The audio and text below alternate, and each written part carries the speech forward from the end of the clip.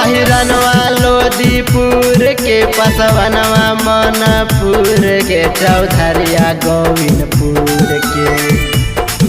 अहिरनवा लोदीपुर के पसवनवा मनपुर के चौधरिया गोविंदपुर के। तरंगवा डाला है गे मैया मंदिरवा बड़ी दूर के।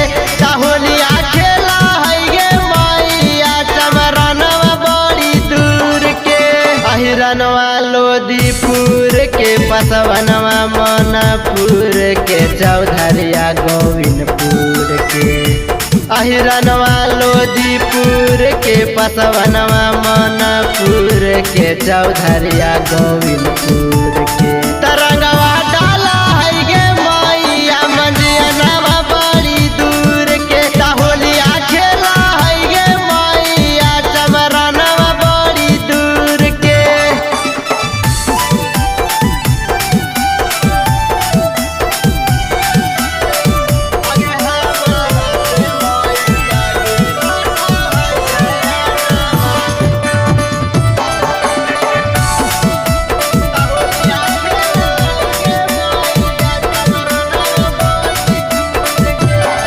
आगे हमारा पे मैया गे रखा है ध्यानमा।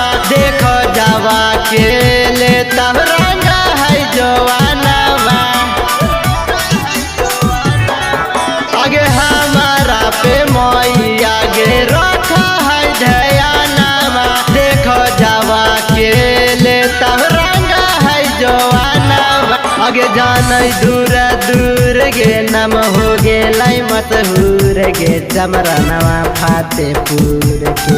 आगे जाने दूर दूर गे नम हो गेलाई मशहूर गे चमरनवा फतेहपुर के।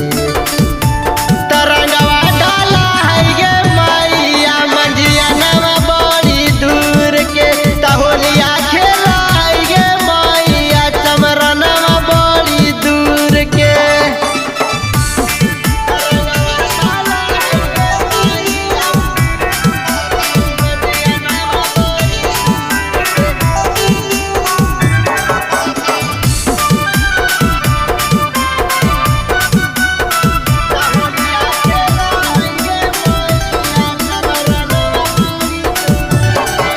आगे बोडावा में हमर डालब चाहे कोड गे। रंगावा लगोइबै करी के पर पोज गे। बोडावा में हमर डाला चाहे कोड रे। रंगावा लगोइबै करी के पर पोज गे। आगे बोलै न साहुर से दिया मुँह चूर गे चमरनवा फतेहपुर के। आगे बोलै न साहुर से दिया मुँह चूर गे चमरनवा फतेहपुर